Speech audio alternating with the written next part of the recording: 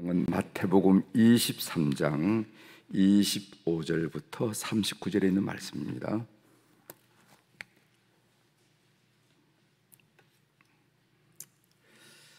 마태복음 23장 25절부터 마지막 절까지 제가 봉독하도록 하겠습니다. 25절. 화 있을진저 외식하는 서기관들과 바리새인들이여, 잔과 대접의 겉은 깨끗이 하되 그 안에는 탐욕과 방탕으로 가득하게 한도다. 눈먼 바리새인이여, 너는 먼저 안을 깨끗이 하라. 그리하면 겉도 깨끗하리라. 화 있을진저 위습하는 서기관들과 바리새인들이여, 회칠한 무덤 같으니 겉으로는 아름답게 보이나 그 안에는 죽은 자들의 뼈와 모든 더러운 것이 가득하도다. 이와 같이 너희도 겉으로는 사람에게 옳게 보이되 안으로는 외식과 불법이 가득하도다. 화 있을진저 외식하는 서기관들과 바리새인들이여, 너희는 선자들의 무덤을 만들고 의인들의 비석을 꾸미며 이르되, 만일 우리가 조상 때에 있었더라면 우리는 그들이 선자의 피를 흘리는데 참여하지 아니하였으리라 하니, 그럼 너희가 선자를 죽인 자의 자손임을 스스로 증명하미로다. 너희가 너희 조상의 분량을 채우라. 뱀들아, 독사의 새끼들아, 너희가 어떻게 지옥의 판결을 피하겠느냐? 그러므로 내가 너희에게 선자들과 지혜 있는 자들과 서기관들을 보내매 너희가 그 중에서 더러는 죽이거나 십자가에 못 박고 그 중에서 더러는 너희 회당에서 채찍질하고 이 동네에서 저 동네로 따라다니며 박해하리라.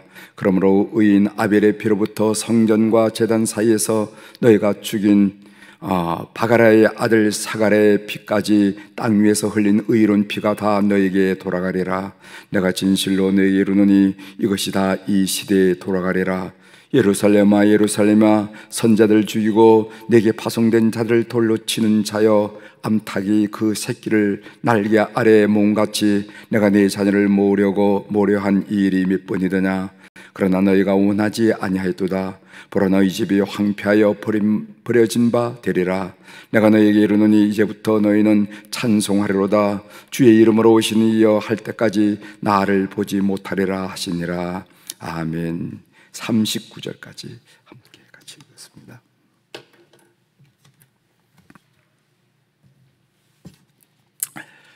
오늘 우리가 읽은 마태복음 23장 25절 이하에 있는 말씀을 중심으로 주제를 변명할 것인가 인정할 것인가, 이런 주제로 같이 좀 말씀을 나누도록 하겠습니다.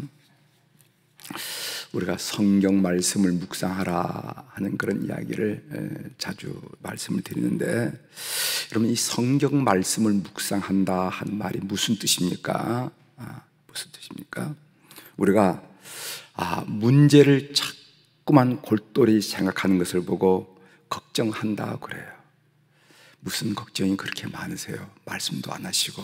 그래서 어떤 문제를 자꾸만 생각하는 거, 골똘히 생각하는 거, 그것을 근심한다, 걱정한다, 이렇게 얘기하지 않겠어요?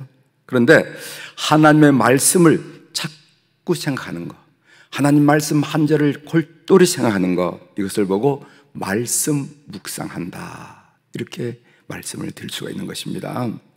성도는 문제를 자꾸 생각해서 걱정하는 그런 자가 아니라 하나님의 말씀을 자꾸 생각해서 말씀을 묵상한 자들이 성도들의 특징이에요. 문제를 자꾸 생각하면은 문제에 사로잡혀서 절망하게 됩니다. 문제가 우리를 꽉 누르는 거예요. 웃음도 잃어버리고 희망도 잃어버리고, 그래서 절망하게 만들어요. 그러나 하나님의 말씀을 자꾸만 생각하면은요, 하나님의 말씀이 내 삶을 장악하게 되어서 소망하게 하고 희망하게 하고 웃게 하고 이렇게 한다는 거예요. 우리가 성경 말씀을 묵상하는 목적이 뭡니까? 그것은 사고의 유의를 즐기는 데 목적이 있는 것이 아닙니다. 나는 이 말씀을 통해서 이런 생각까지 해낼 수 있어, 이것을 자랑하기 위해서 말씀 묵상하는 게 아니에요. 말씀 묵상하는 목적이 뭐냐? 그것은 하나님의 뜻을 밝히 알아서 순종하는 데 그 목적이 있습니다. 아시죠? 우리가 말씀 묵상을 자꾸만 강조하고 제가 이런 말씀 묵상을 했습니다 하고 나눈 이유는 뭐냐면은 그 말씀 묵상한 하나님의 뜻을 밝혀서 우리가 순종하는데 그 목적이 있다는 것입니다. 그러면은 하나님의 뜻에 순종하면 우리 삶에 어떤 유익이 있는가? 아주 쉽게 말하면 행복해져요. 행복해져요. 성경의 신명기에 보면 축복을, 복을 받는다, 복을 주시리라는 복 얘기도 많이 있지만은 쉽게 얘기하면 행복해지려고. 여러분, 신명기 10장 13절에 보면 이런 말씀이 있습니다. 내가 오늘 내 행복을 위하여 내게 명하는 여호와의 명령과 규례를 지킬 것이 아니냐. 그러니까 하나님 너에게 명령한 말씀을 잘 지켜라. 그 이유는 뭐냐면 내 행복을 위하여, 이렇게 행복을 위하여. 다시 거꾸로 한 말 하겠습니다. 우리가 인생을 살면서 행복이란 주제가 굉장히 어쩌면 궁극이 아니겠어요? 최고로 중요한데 그 행복하려면 어떻게 되는가? 우리 성도들은 반드시 말씀 묵상을 해야 된다. 하나님 말씀을 따라야 된다. 그 하나님의 뜻을 밝히려면 어떻게 되는가? 묵상이 깊어야 된다. 이런 얘기를 오늘 여러분들에게 말씀을 드립니다.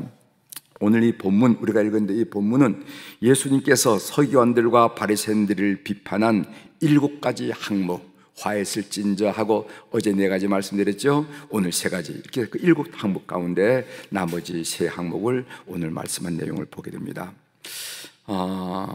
그 몇 구절을 여러분들께 좀 해설을 해드리겠어요. 오늘 27절 중반절에 보면 회칠한 무덤 같으니, 이런 얘기가 있어요. 회칠한 무덤 같으니, 이스라엘 백성들은요 무덤에 회칠을 하는 관습이 있었습니다. 그런 관습이 왜 생기는가 하면은 그것은 사람이 실수로 무덤에 접촉을 하게 되면은 1일 동안, 7일 동안 부정하게 되는데, 그것을 막기 위해서 무덤을 표시하기 위해서 회칠을 했다는 것입니다. 그 말씀이 민수기 19장 16절에 있는데 제가 여러분들에게 읽어드리겠습니다. 누구든지 들에서 칼에 죽은 자나 시체나 사람의 뼈나 무덤을 만졌으면 1회 동안 부정하리니, 이렇게 했어요. 그러니까 무의식 중에 무덤과 가까이서 무덤을 접촉했다면 그 사람이 부정해진단 말이에요. 특별히 6월절 같은 절기에 많은 순례객들이 지방에서 또 타국에서 이렇게 몰려오게 되는데, 그때는 무덤이 어딘지 모르고 몰려올 때이기 때문에 무덤에서 회를 잘 칠해가지고 그런 실수를 저질러서 1회 동안 부정한 그런 일을 당하지 않도록 했다는 것입니다. 그런데 오늘 본문에서는요, 겉으로는 깨끗하고 아름답게 보이나 속에는 죽은 사람의 뼈와 더러운 곳이 가득한 서기관들과 바리새인들의 외식을 비판한 내용으로 이렇게 회칠한 무덤이라, 이 단어를 사용했다는 것을 여러분이 아실 필요가 있습니다. 그 다음에 35절에 보면 이런 말씀이 있어요. 그러므로 의인 아벨의 피로부터 성전과 제단 사이에서 너희가 죽인 바라가의 아들 사가랴의 피까지 땅 위에서 흘린 의로운 피가 다 너희에게 돌아가리라. 여기 보면은 의인 아벨의 피가 나옵니다. 이 의인 아벨은 인류 최초의 살인사건, 그러니까 가인이 그 동생 아벨을 죽인 사건, 인류의 최초의 살인사건이 창세기 4장 10절에 나오는데, 이 가인이 아벨을 죽인 사건을 지금 말씀하는 것이고, 그리고 바가랴의 아들 사가랴의 피, 이것은요 선지자 스가라고 여러분 아시죠? 스가라 1장 1절 스가라라 하는 선지자가 있는데, 이 스가라의 죽음에 대한 내용입니다. 이 스가라가 성전에서 죽음을 당했다 하는 이 내용은 구약 성경에는 나오지 않아요. 그러나 랍비 유대교 문헌에는 사가라가 성전에서 죽었다 하는 내용이 나온다는 것이죠. 그래서 예수님은 인류 최초의 살인 사건은 아벨의 피로부터 구약 가장 마지막 살인 사건인 스가랴의 피에 이르기까지 모든 의로운 피를 너희들이 책임을 져야 된다 하는 이야기를 지금 하고 있습니다. 제가 어제 본문을 묵상하면서 특별히 인상적인 말씀은 이 회칠한 무덤이라 하는 이 구절이 제 마음속에 남아서 오늘 제가 여러분들과 함께 소개하려고 합니다. 무덤을 회칠했다라는 것은 조금 전에 설명했지만 속은 더럽지만 겉은 깨끗하고 아름다운 척 아름답게 꾸몄다 하는 그런 의미라는 것을 말씀드렸죠. 서기관들과 바리새인들이 내면에는 외식과 불법이 가득했지만은 겉모습은 깨끗하고 의롭게 보이려고 그런 행위를 했다, 그렇게 사는 척했다 하는 이야기를 예수님께서 날카롭게 비판하는 것을 우리가 보게 됩니다. 그런데 오늘 여러분들, 우리가 이제 예수님이 비판했으니까 이 서기관들과 바리새인들, 그 나쁜 놈들 이렇게 생각되지만은요, 사실은요, 이 서기관들과 바리새인들은 오늘 우리 수준보다 월등 우월했다는 것을 여러분 아셔야 됩니다. 그래서 우리는 이 서기관들과 바리새인들에 대한 주님의 비판과 진노를 할 때 바로 그 속에 우리가 있다는 것을 반드시 깨달아야 된다는 것이요, 이것은 그들의 문제만이 아니라 원죄를 지은 아담의 후예인 모든 인간은 자신의 잘못을 인정하기보다는 변명하고 거짓말하는데 익숙해 있다는 것입니다. 여러분, 예수님의 수제자 베드로도요, 뭐라고 그랬습니까? 예수님의 수제자인데 뭐라고 했습니까? 3번씩 예수님 모른다. 너 저 사람 따라다녔지? 모른다고. 너 저 사람과 고향이 같이 말이 같잖아? 모른다고. 이렇게 3번씩 부인했어요. 저 어제 이 말씀을 묵상하는데 갑자기 제 어린 시절이 생각났어요. 제가 중학교 때 강릉에서 하숙을 했습니다. 그 하숙집에 아마 형들이 한 4명, 5명 이렇게 있었는데, 한 번은 참외서리를 갔습니다. 참외서리. 우리로 말하면 도둑질 한 거예요. 도둑질을. 지금은 뭐 슈퍼마켓에 가면 과일이 지천이지만 옛날에는 참외 정말 먹고 싶었어요. 그런데 형 중에 하나가, 우리 저 오면은 저 밭에 참외가 있는데 가자. 그래서 우리가 모두가 진군하는 용사처럼 갔습니다. 그 몸에. 그런데 이 4-5명의 우거지로 이렇게 떼거지로 갔으니까 금방 걸리잖아요. 금방. 그래서 붙들렸어요. 한 참외를 한 3-4개 따는데 붙들렸습니다. 그러니까 하나하나 신문을 받는 거예요. 근데 저한테 그 주인 아저씨가 왜 도둑질했어? 그러더라고. 그래서 제가 생각해보니까 2가지를 얘기했는데, 하나는 뭐라고 얘기했냐면은 형들이 가자고 해서 따라왔어요.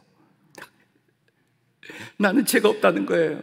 형들이 가자 해서 따라왔다고. 그러고 2번째로는 뭔가 참외가 먹고 싶었어요.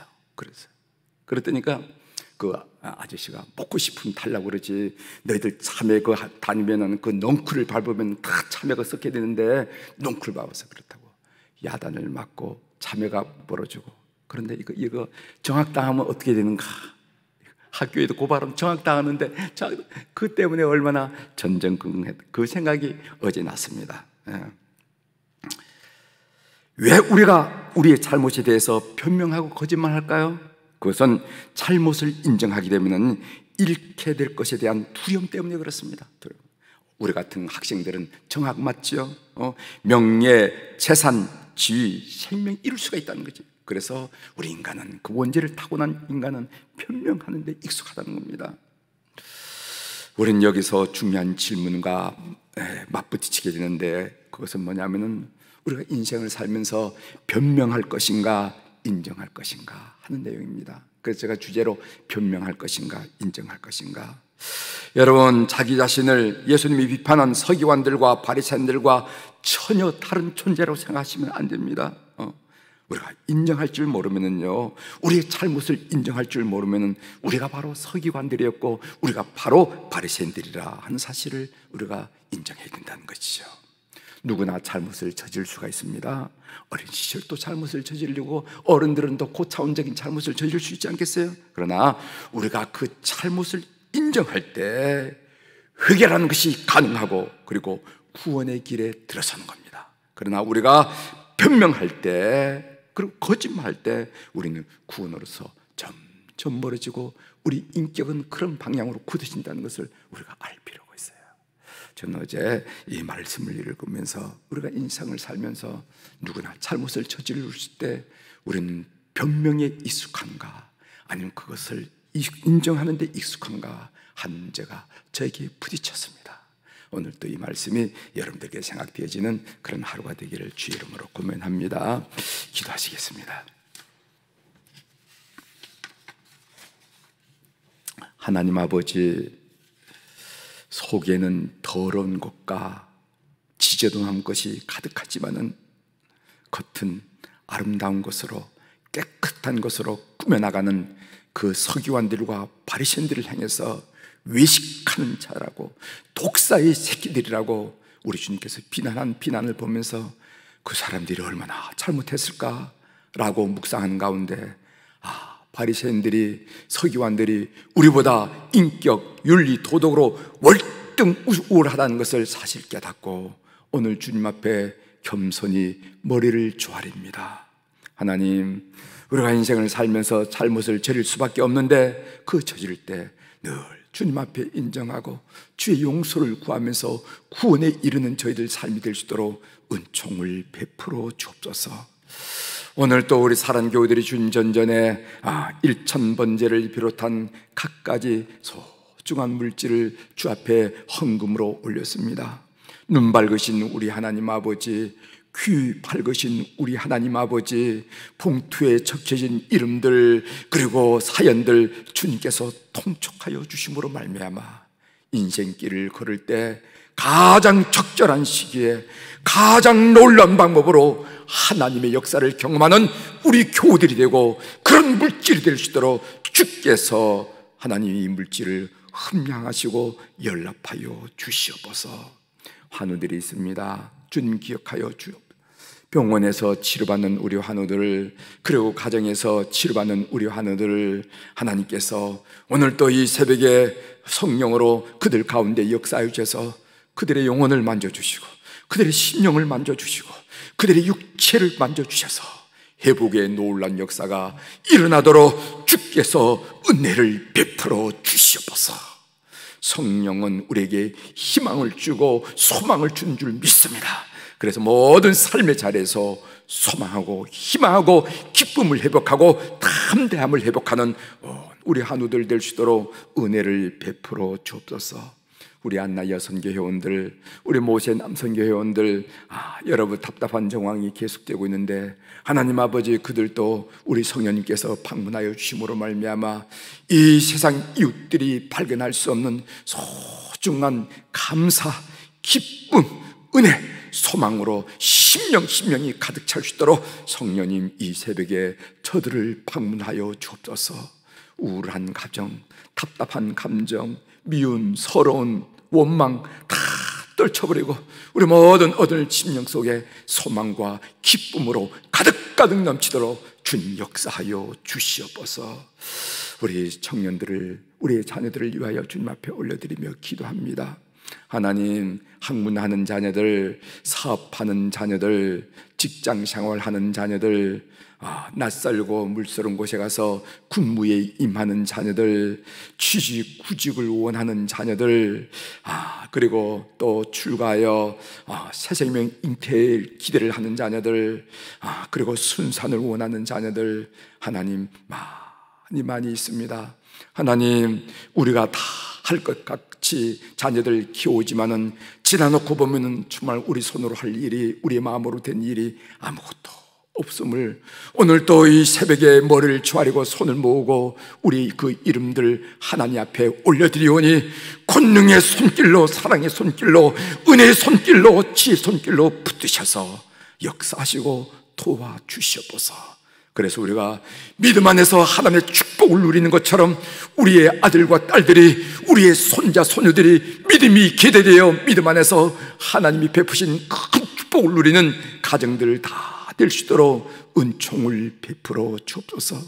세상 사람들은 이렇게 저렇게 이 모양 저 모양으로 비판하지만은 그러나 우리는 복은 하나님께 있으며 영생은 하나님께 있음을 오늘 또 고백드리오니 그 믿음의 역사가 대대손손 이어져 올 수 있도록 은혜를 베풀어 주시옵소서.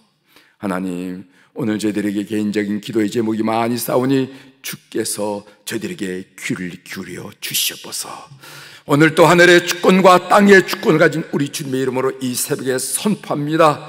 내 영혼이 잘된 같이 범사가 잘되고 강건한 축복을 이 새벽에 주님 바라보는 우리 교우들, 그리고 7시에 말씀을 들으면서 주님께 그 마음을 두는 우리 모든 모든 교우들 위해 충만하도록 역사하여 주시옵소서.